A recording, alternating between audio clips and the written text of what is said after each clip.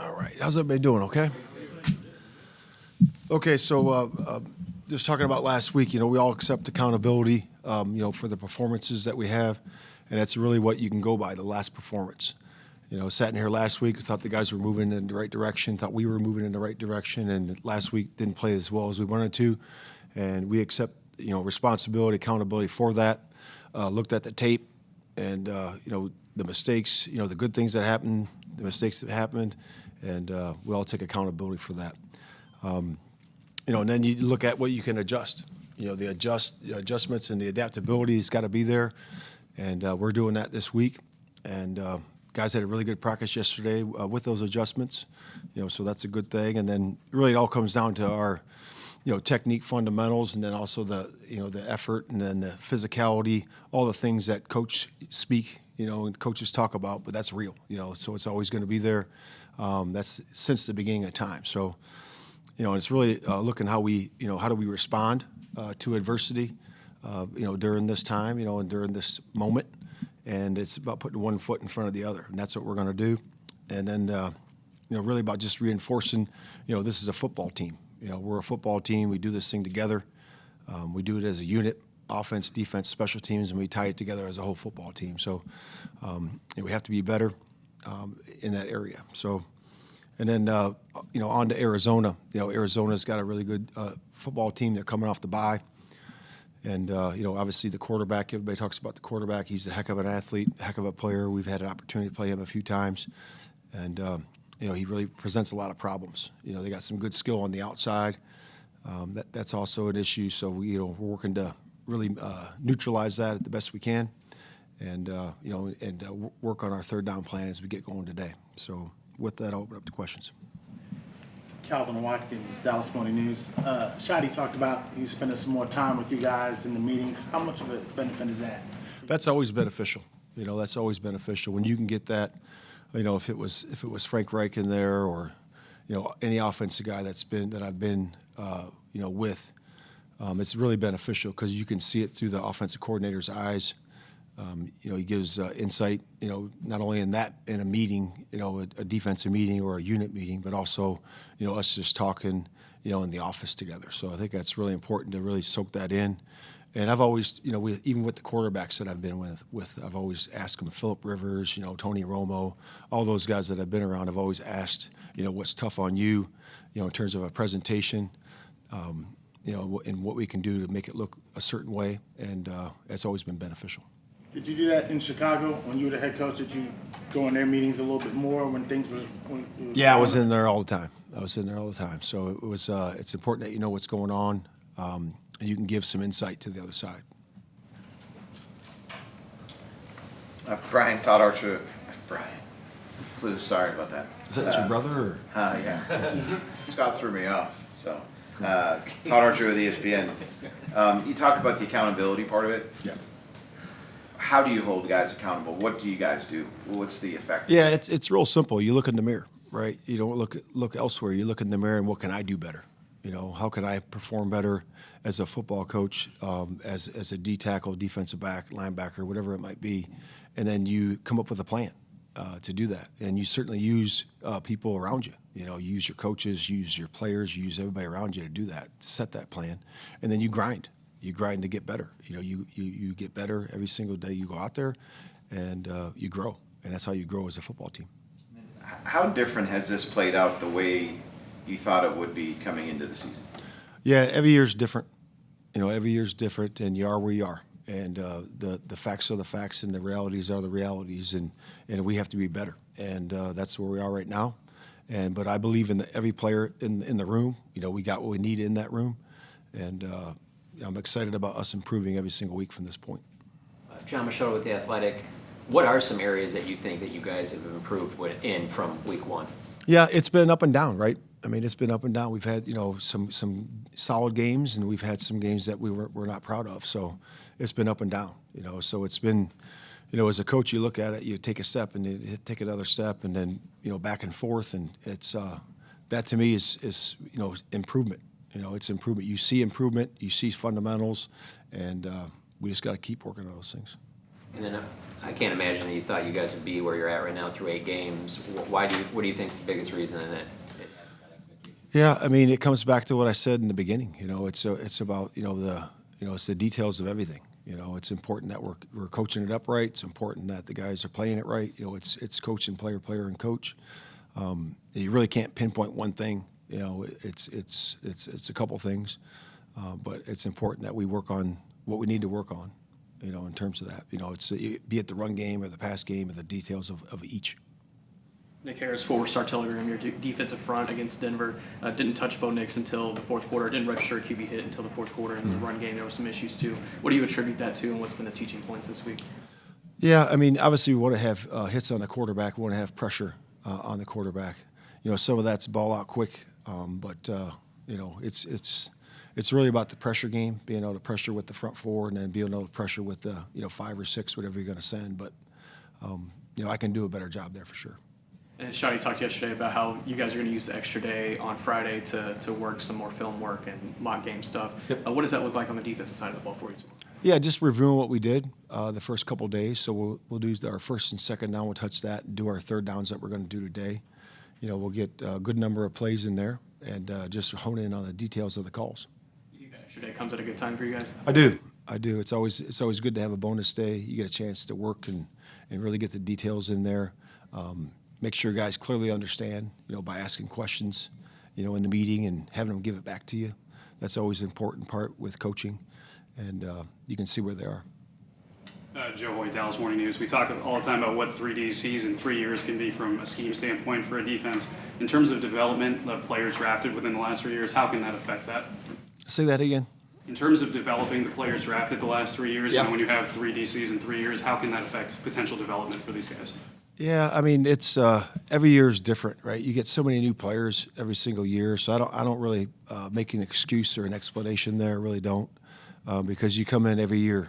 I've come in. You come in the first year and you're a top 10 defense. That's happened. So to me, it's about working with the guys that you have, having continuity with the group that you have, having the guys play next to each other. That's important. And that hasn't happened as much as I would like. In terms of injury, and it's nobody's fault. But I just think that the continuity piece of it is big, and guys working together. You have some rookies that are taking larger roles, and other guys that maybe, because of injuries, have to take larger roles as well.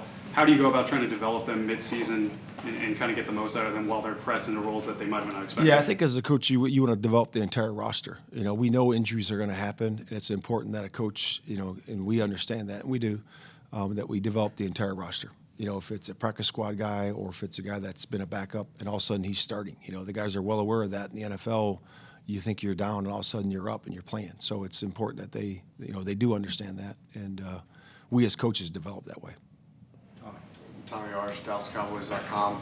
When opposing offenses are getting their linemen to the second level, how do you nullify that? And when you do have a linebacker that's caught on a guard or a tackle, what's the coaching point to try and get off of that? You talking about screens? Screens or there's talking about a pitch to runs? Harvey last week where guys climbed and got up there. Yeah. When an offensive lineman jumps up like that, somebody in the front line's free. Or on a one-on-one, so they got to win their one-on-one. And I assume you're talking about the run plays. Yes. Yeah. So when that happens, you got to have overlaps by your defensive linemen, and they're on a one-on-one. So that's important. You can do a good job with the linebackers in terms of foot faking, and then coming behind. But if you go behind, you got to make the play. So there's a couple of things there. But when they jump that fast, it comes down to guys owning their gap. And then you've played some good tight ends this year already. What difference does McBride present in terms of what he can do? Yeah, he's one of the best in the league. We all know that. He's very strong at the catch point, and he's strong after the catch. So that's the biggest thing. He's got a big body, got a big catch radius. He's strong player, a really good player. And he's a better blocker than people give him credit for. He's really good in the blocking game. In the scheme, in that part of his game. So yeah, I've always admired his game. Christy Scales, Cowboys Radio 105.3, The Fan.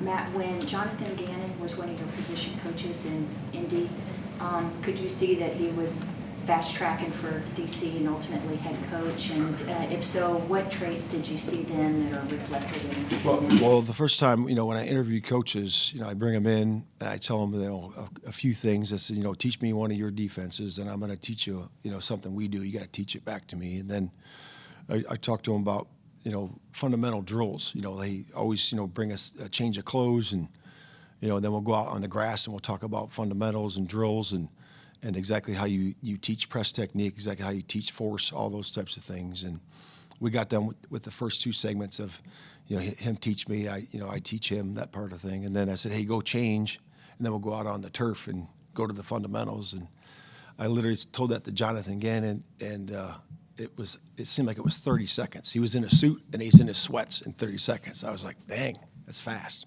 So he's a fast-minded guy. He's very, very sharp. He's good with the play, very good with the players. He's made a really fast rise, in the profession, and that does not surprise me. He's a wonderful human being, a wonderful guy, also, and he's got a beautiful family too. So it was a pleasure to work with him, and he's a good friend. Garrett Podell, CBS Sports. Hey, Matt. A lot of the players, they say, you said you had a good practice yesterday. They're really, understanding what you're teaching them, but then the execution of those things hasn't shown up on game day. Why do you think that is, and how is that able to be fixed? Yeah, all you can do is go about what you did yesterday, right? So, the guys did have a good practice yesterday. They did have great understanding of the scheme, and we just got to do that one day at a time. So understanding or not of it is that we got to make sure that we just keep doing that day by day, and that's how you get better. Nick, how challenging has the safety health been, and what does that kind of look like this week, and trying to get guys ready, more, accustomed to that type of role? Yeah, that comes down to a couple of things. First of all, you have to understand that you're going to have challenges and adversity during the course of a season. And when you have a few guys go down, you got to coach them up. And that comes back to the point I was making a couple minutes ago, is in terms of development. You got to develop those guys. Zion was with us. Reddy was with us. A few last stop and stuff. So those guys have a good understanding of it. So we'll coach them up and they'll be there. Shadi was talking about there would be changes personnel-wise this week. How big of a difference do you think the changes you can make? Yeah, I think they're when you make changes and adjustments, they have to be within the scheme. They got to be within the scheme and stuff the guys know. But you can also make subtle changes that 10-15% that are truly different. So it's important that the guys stick to the fundamentals when they do that. I know I keep saying that word, but that's what wins, and that's important. The guys do that. Is Ezraku ready for more?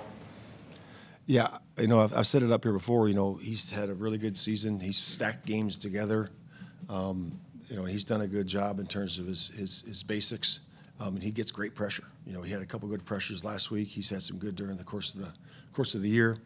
He got the one versus Washington on a game we were running. But yeah, I love where he is. And the one thing about him is that he brings a lot of passion and a lot of energy, the juice that you need. That really separates the really good defenses in the league to the average ones. Brad Sham, Cowboys Radio 105.3 The Fan. Matt, do you think every player can play every scheme? No, I do not. You can't ask a big 3-4 D tackle to play in an attack front. You can't do that. You can't ask a first and second down Mike linebacker to cover on third down as a third down linebacker. So I would say no. Coach Sydney Staples, D210 Sports.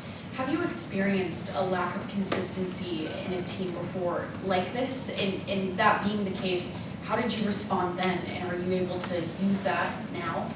Yeah, same way you always respond with adversity. You look in the mirror, you do a great job of self-evaluation, and then you come up with a plan, and then you work your plan. And then you have great determination to be able to work that plan. And, part of that is, not, you got to make sure that, everybody's on board. It's important that you talk to everybody. It's important that you do a good job with that in terms of the communication, and then you work together to get it done. Have you seen anybody in particular on the defensive side of the ball really step up in times like this? Yeah, a lot of the guys have. Solomon Thomas has been great. Osa's been awesome. Really, KC's been awesome. D-line. K9's been great. Shamar, for a young guy, also brings that great energy and passion to the game. So excited about him, and he's showing some really good leadership traits. And and then Deron Bland, has always been that. All the guys listen to him and look up to him because of the great player that he is. But so that's what we do. Finish with Calvin. Double back on Brad's question, do you think some of the personnel that you have is still making adjustments to your scheme because they were playing in another scheme? No. Yeah, I don't think that's the issue. They played in a 4-3 scheme before here, and then before they played more of a 4-3, but some of the 5 down odd stuff with Q, but it's still get up the field, so I think it's the same type of stuff. Thank you. Thank you.